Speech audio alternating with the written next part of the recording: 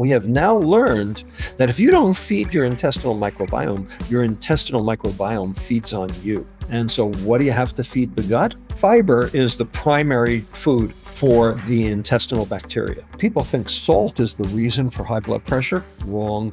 Sugar is. It's not the fat in the meat that's the problem. It's the French fries that you eat along with the steak that's the problem. Hey everyone, before diving into the episode, I want to take a moment to invite you into our mindbodygreen ecosystem, where you can explore the infinite possibilities of health and well-being. All you have to do is click the subscribe button to hear more thought-provoking interviews with leaders in the health space. I am so grateful for all of you who have tuned in over the years, and let me tell you, it's only going to get better. So great to have you here. The title of your book is Metabolical. I loved it. It's an important book. We need a book like this, given what's going on in the world right now. So excited to dive in with you today. And there's so many interesting tidbits in here. And I'm going to start with the nutrition facts label. And you say the label tells us what's in the food, but what we really need to know is what's been done to the food. And no label tells us that. So let's start there. Well, that's exactly right. So the nutrition facts label was devised, back in 1990 with an update just recently to tell us what's in the food and what's important to know what's in the food. Well, I'll be honest with you.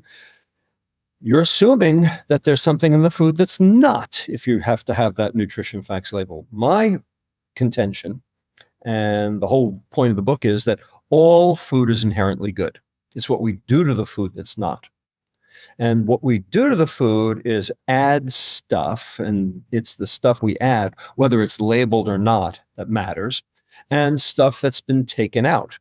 And that's not listed anywhere on the food. So really what we should be talking about is what's been put in versus what's been taken out.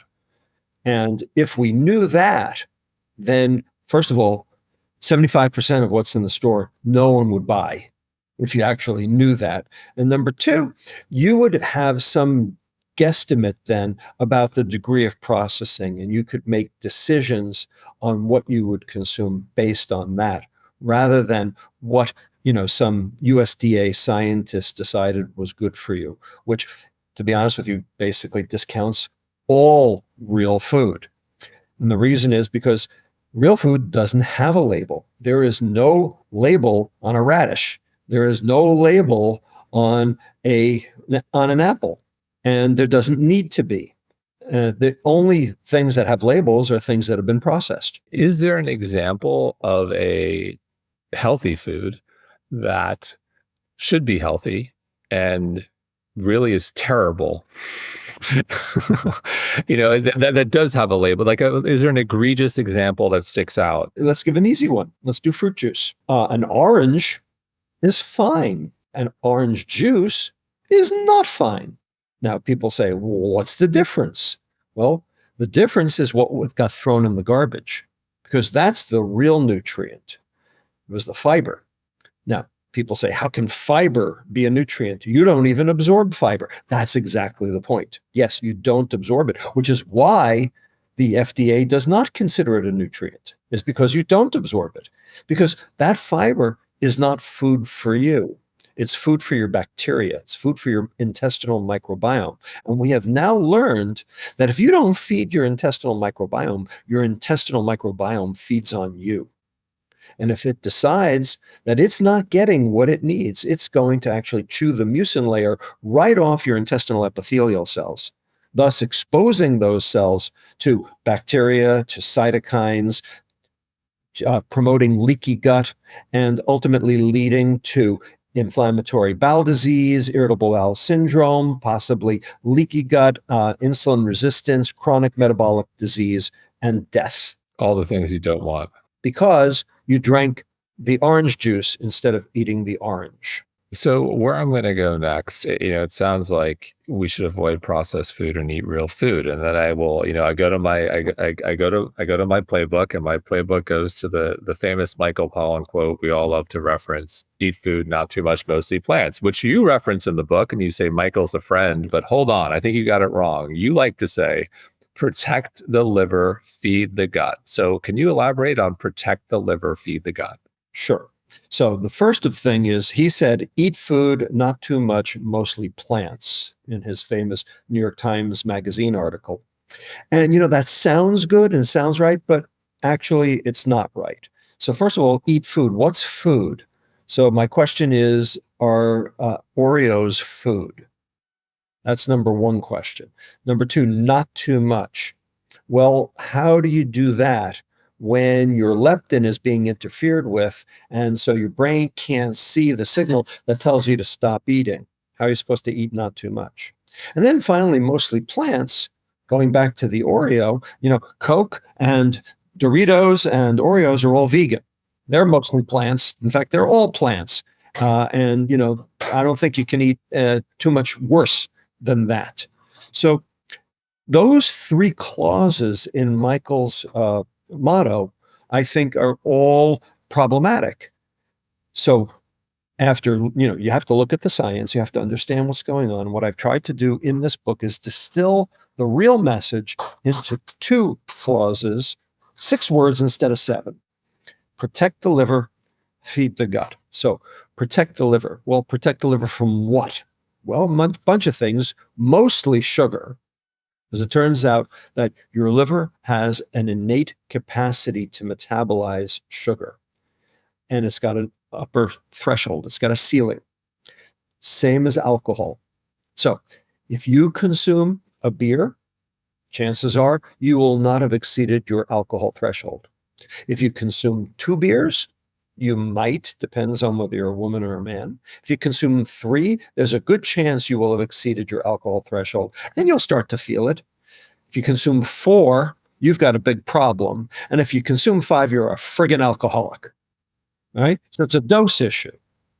So you have to protect the liver. And if you keep drinking that alcohol, you're going to get cirrhosis. So there is an innate capacity of your liver to metabolize alcohol, but it is easily exceedable. Same for sugar. Turns out we can metabolize on the order of about 25 to 37.5 grams of added sugar per day, max. And that's even pushing it. I'm being, a little, shall we say, liberal with that number. It's probably closer to 25. And that's actually very similar to what we can do with alcohol. And the reason I make this analogy between sugar and alcohol is because the liver mitochondria in particular, basically don't care. They metabolize sugar and alcohol exactly the same. And it shouldn't be surprising that they do, because after all, where do you get alcohol from? Fermentation of sugar. It's called wine. We do it in Napa and Sonoma every day. The big difference between the two is that for alcohol, the yeast does the first step of metabolism called glycolysis. For sugar, we do our own first step. But after that, they're virtually identical. And so they cause the same diseases. So we should not be surprised that children today get the diseases of alcohol without alcohol. Type 2 diabetes, fatty liver disease are diseases never seen before in children until 1980. And now 25% of children have fatty liver disease, and 1 out of every 3 new cases of diabetes are type 2. So clearly something is going wrong with the liver. Now, it's not just sugar.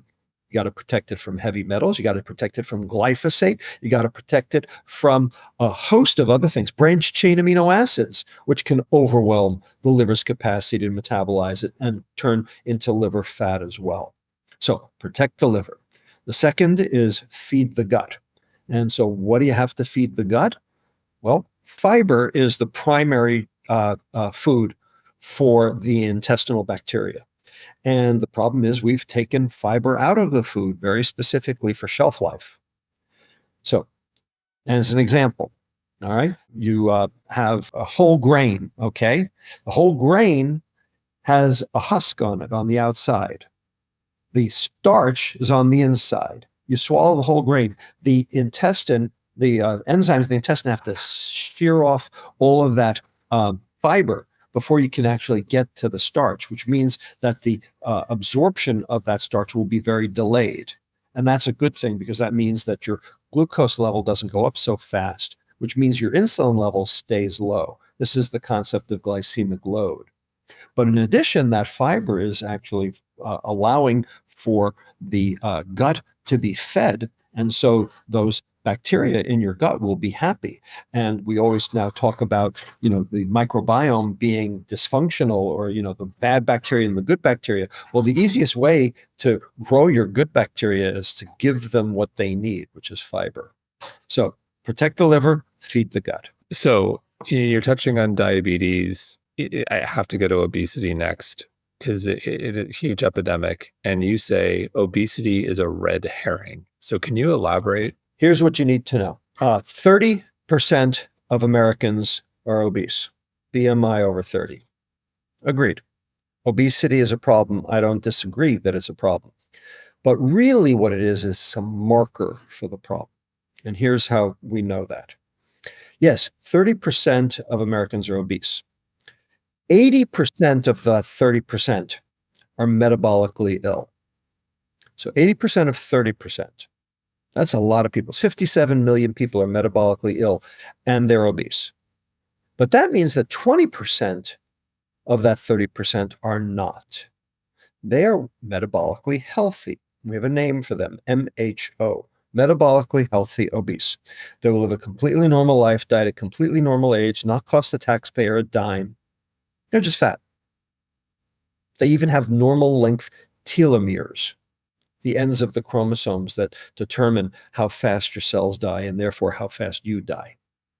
These people are not the problem, the 20% or 30%.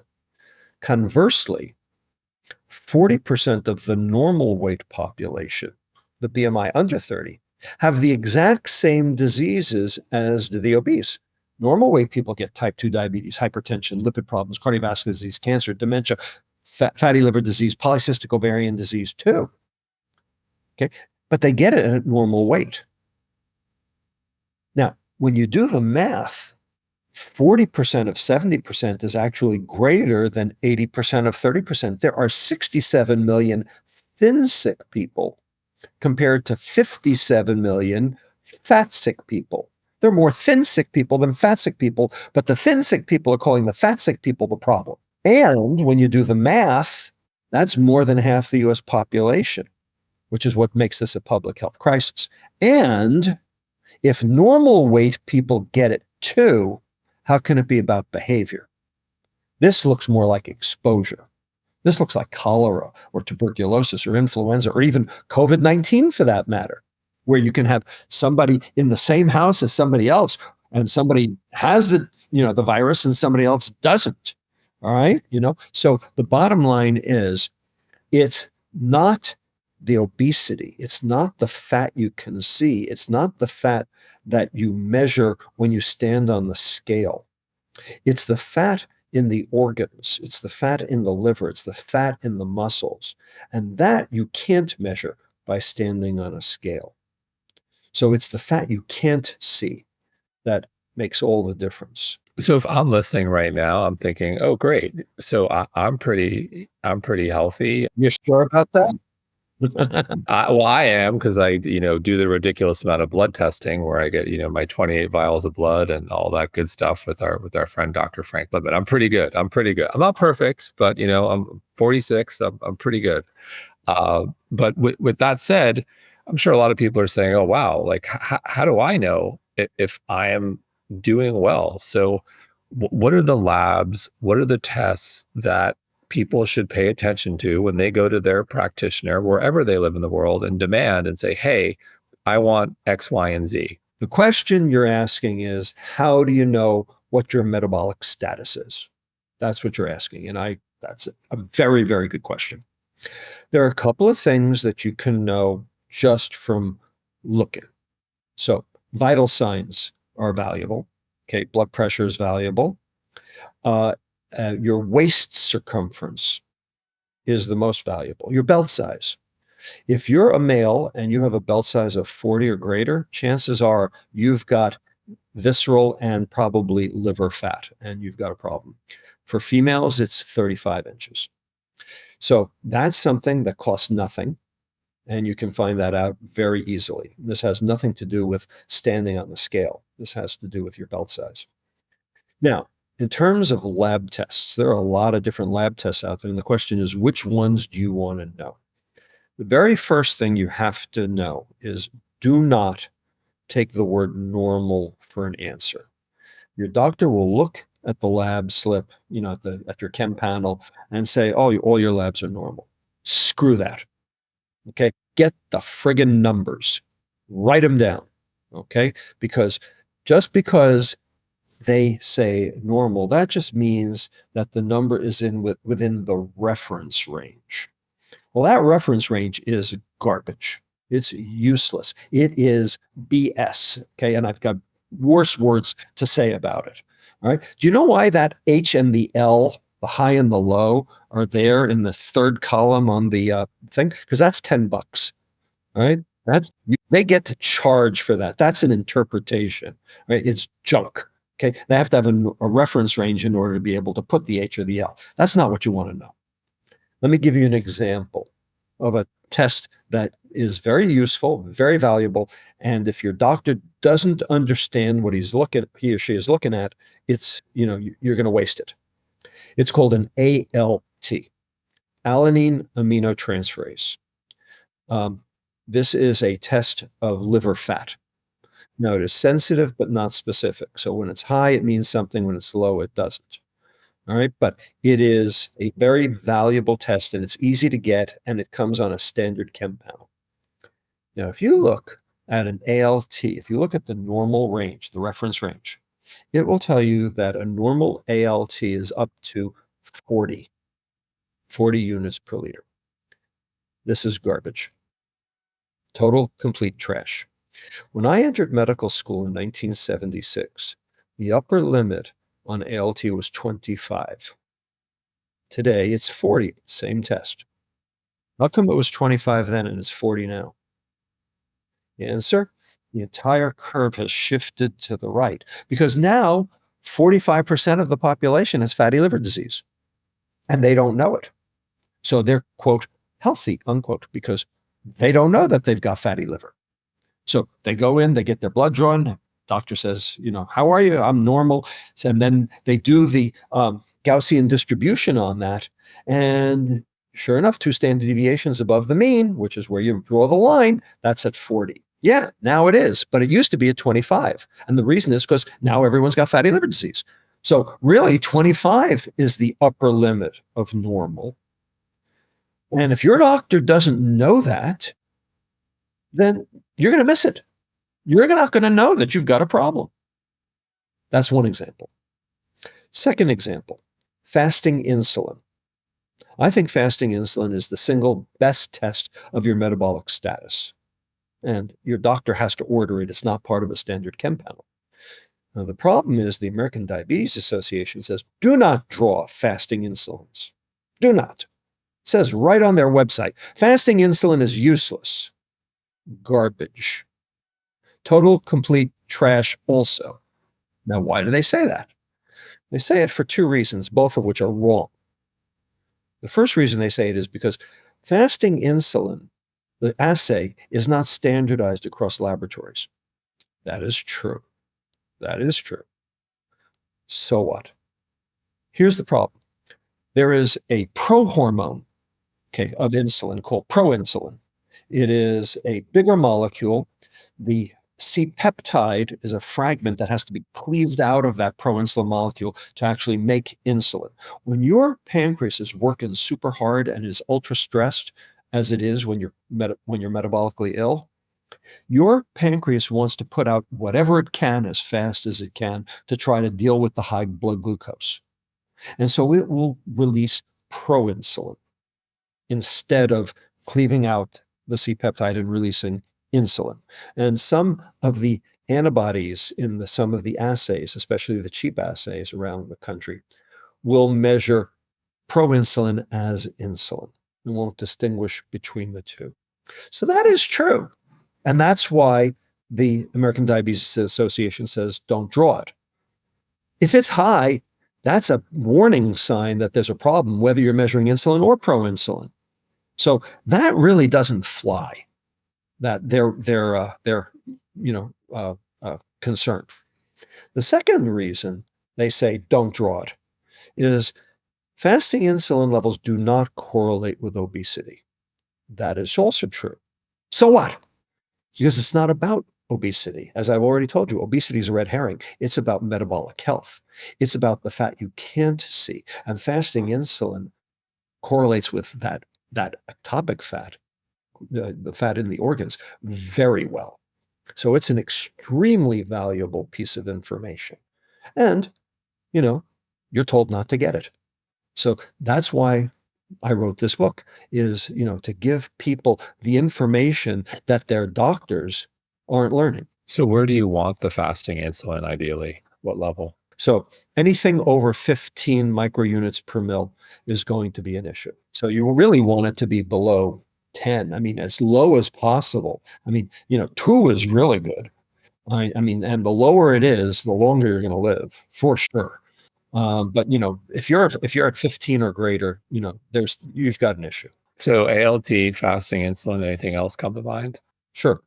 Several others. I mean, lipid profile, people know about that, but everyone looks at the lipid profile, and the thing they're really interested in is the LDL. Turns out the LDL is not nearly as important as the serum triglyceride. And serum triglyceride is really telling you what your liver's doing. The LDL is telling you about other parts of your body, but you really want to know what your liver's doing, because triglyceride comes from the liver. And so that's, telling you what your liver is doing with the sugar it's being presented with. And a fourth one that's really important is uric acid. And uric acid is a byproduct of purine metabolism in the liver. It goes up with high protein diets, but it also goes up with high sugar diets. And so we use uric acid as a proxy for sugar consumption. And uric acid is particularly egregious because it interferes with mitochondrial function in the cell. And outside the cell, it interferes with the enzyme in your blood vessels called endothelial nitric oxide synthase, or eNOS, which is your endogenous blood pressure lower nitric oxide is. So if you're not making nitric oxide, your blood pressure goes up. So people think salt is the reason for high blood pressure. Wrong. Sugar is, because of this effect. So uric acid is important too. So just for clarity, for triglycerides and uric acid, what levels do you like to see? So for triglyceride, under 100 would be good. For uric acid, below 5.5 for an adult, below 5.0 for a kid. Got it. Love that, something to look at. Got it. So in terms of food, how should we be eating? You say in the book, quote, fiber in foods, perhaps the most important nutrient for health, end quote. So you're a big fan of fiber. So how should we be eating? Before we start recording, we talked about how polarized our world is in terms of nutrition philosophy. But if you had to generalize, how should we be eating? Well, 2 words: real food. The whole book is basically an ode to real food, explaining how processed food is not food. Processed food is something else. And basically what I said is, you determine whether a food is healthy, whether it satisfies those 2 criteria. Does it protect the liver? Does it feed the gut? If it does both, the food is healthy. If it does neither, it's poison. If it does one or the other but not both, then it's somewhere in the middle, like fruit juice. The fiber in food makes the carbohydrate essentially unremarkable. People are always talking about the glycemic index. How high does your blood glucose go? Glycemic excursion. You got people running around with continuous glucose monitors on them, biohackers. I've done that. Yeah. I got it. And I'm not against it. I ultimately think that that's only about 10% of the equation. Ultimately, the insulin is more important, and the triglycerides are more important for the reasons I've just discussed. And we don't have real-time measures of those yet. People are working on them. I'm actually helping some companies with that, but we're not there yet. But nonetheless, continuous glucose monitoring is here now, and it is valuable. And I'm not, saying don't do it. I'm just saying it's not the be all and end all yet.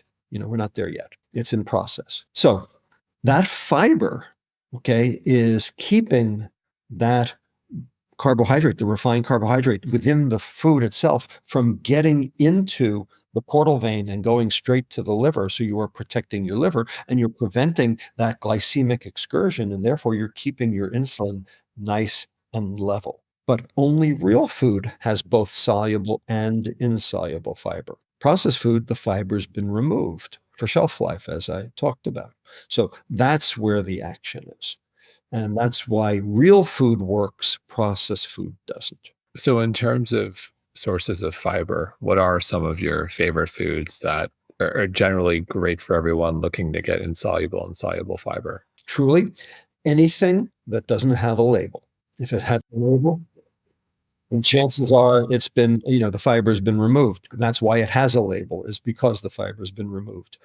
So fruits and vegetables, the stuff in the produce section of the store, absolutely, no problem. But they don't have food labels. I mean, there's no nutrition facts label on any of those things. And the reason is because nothing's been done to them.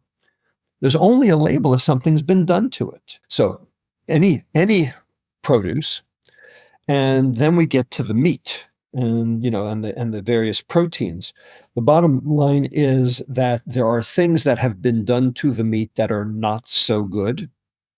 Everything from raising them with branched chain amino acid, because they've been corn-fed beef, chicken, and fish, which is not as good because those branched chain amino acids end up increasing liver fat and insulin resistance also. This is the work of Christopher Newgard at Duke.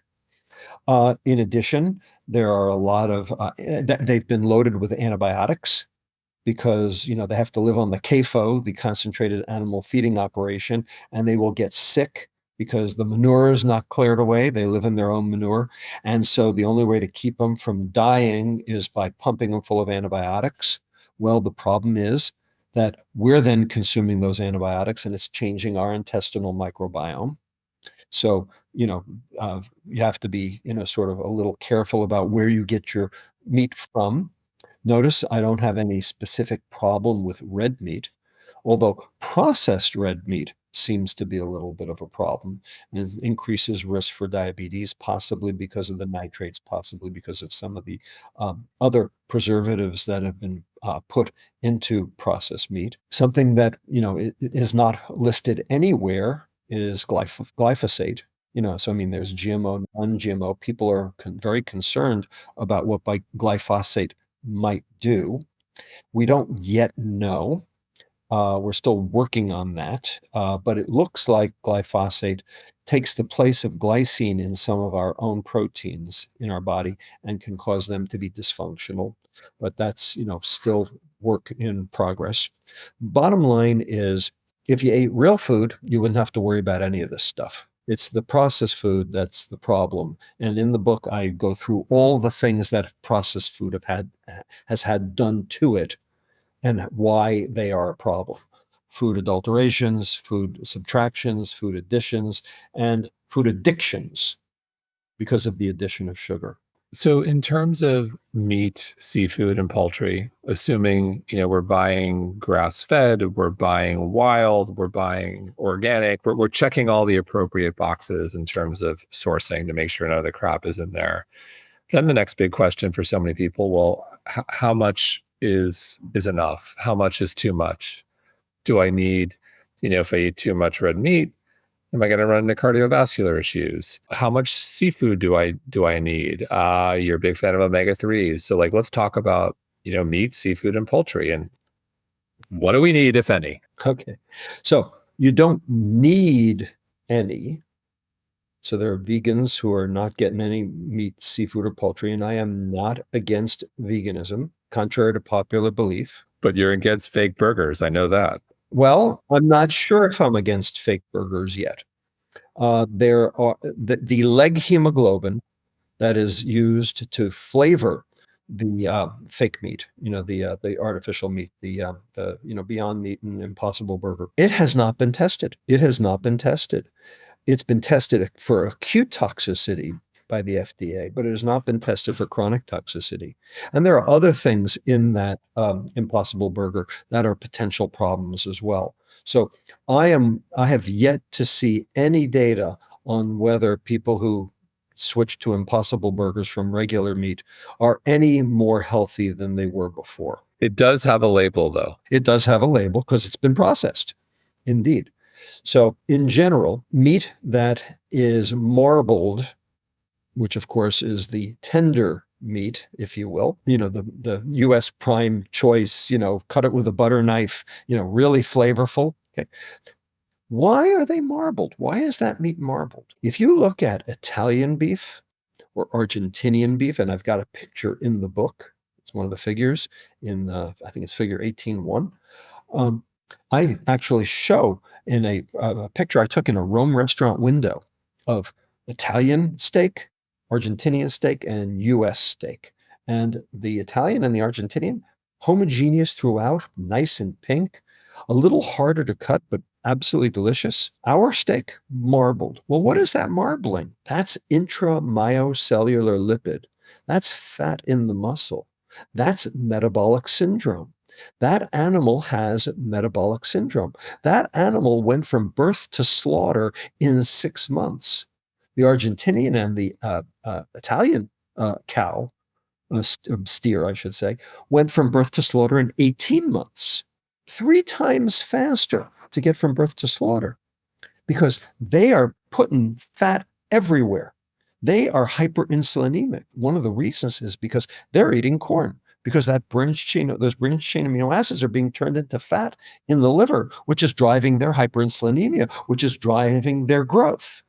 That animal has metabolic syndrome. We just kill it before it gets sick. But what if it's a grass-fed?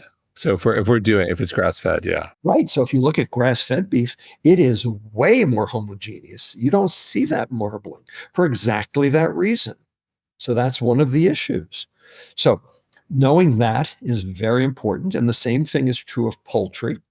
In addition, a lot of chicken breasts are dipped in salt solutions to increase the salt so that it will swell them so that they can sell it for more. There's a lot of extra liquid that's been added to it very specifically to increase the price. And then there's seafood. And the big issue in seafood is, what's the omega-3 content? And, real seafood is wild caught seafood. Well, so the question is, what if farmed fish eat that wild fish don't? Answer, corn. Farmed fish eat corn. So they are replete with omega-6s, which are pro-inflammatory, as opposed to wild fish, which eat algae. So they are replete with omega-3s, and omega-3s will save your life. They help neuronal membrane stability. They help neural transmission. They are anti-inflammatory and prevent cardiovascular disease. So omega-3s are the single best thing you can put in your body. But if you're eating farm fish, you're not getting any. In terms of wild fish, in terms of grass-fed meat, it sounds like no limit. Yeah, no. You got carnivores out there. I'm for them too. On a personal level, I am curious with regards to as people get older, myself included, with cardiovascular markers, they can go in the wrong direction for people if they start consuming too much meat. Well, so the issue is, what's your insulin? So if let's say you're on a ketogenic diet and you're eating like all meat, is that bad? That's the question. It will definitely raise your LDL. I don't argue that. Dietary fat will raise your LDL. Being on a straight meat diet will raise your LDL. The question is it the bad LDL? Turns out there's not one LDL, there's 2.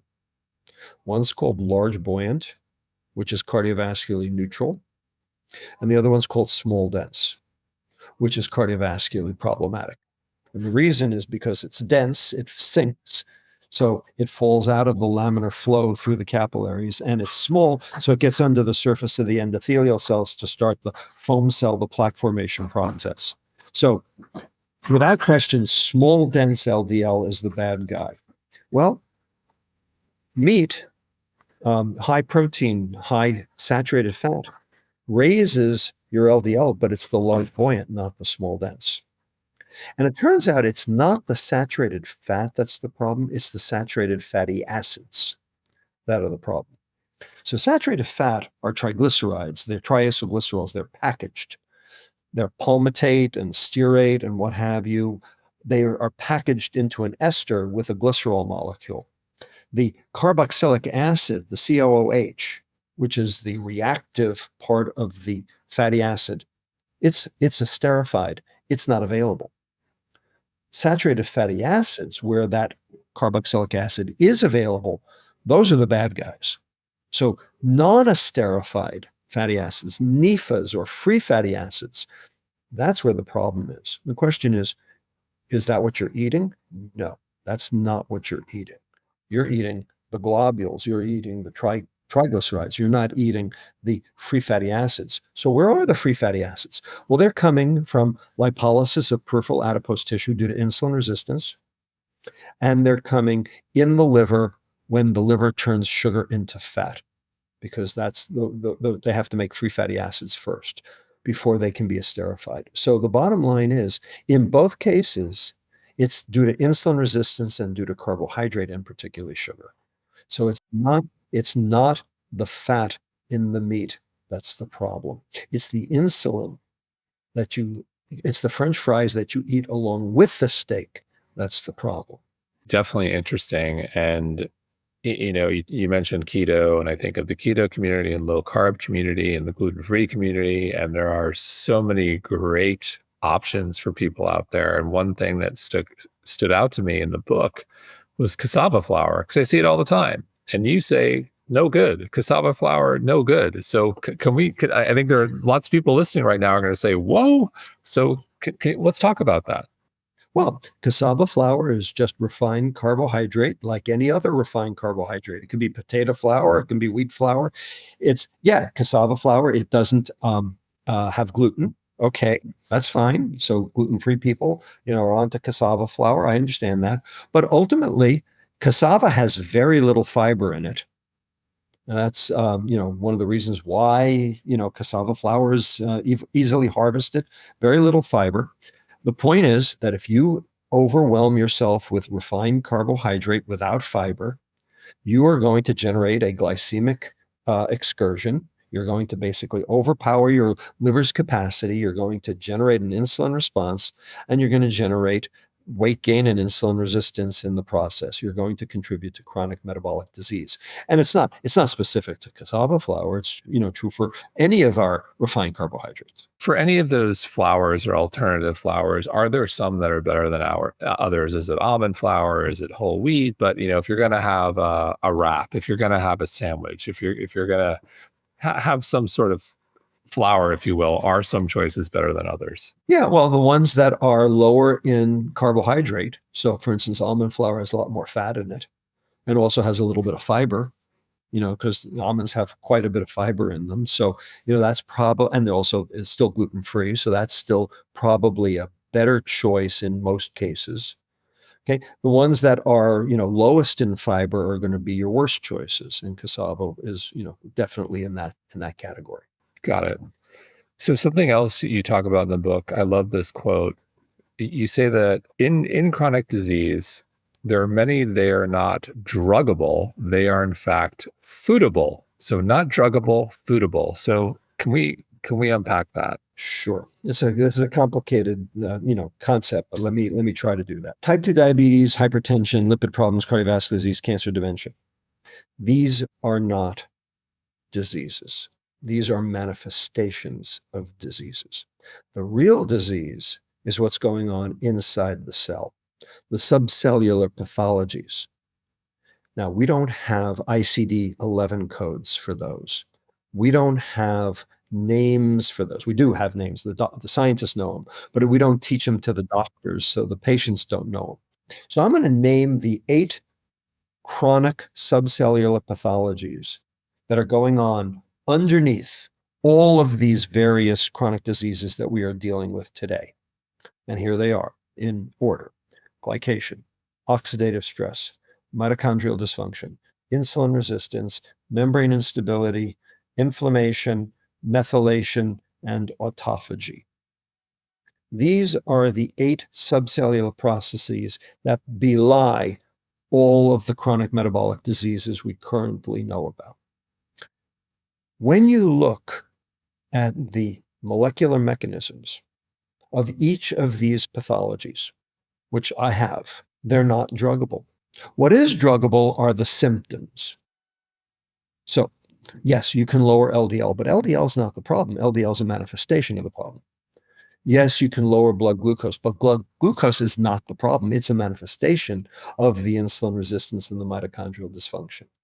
Yes, you can lower the blood pressure with antihypertensives, but the blood pressure is a manifestation of the altered enos or the endothelial dysfunction that's going on inside the cells, et cetera, et cetera, et cetera. So treating a symptom of a disease does not treat the disease. It's like giving an aspirin to a patient with a brain tumor because they have a headache. Sure, it'll take away the headache. Ain't going to do a damn thing for the brain tumor. You're still going to die. And that's what we're seeing.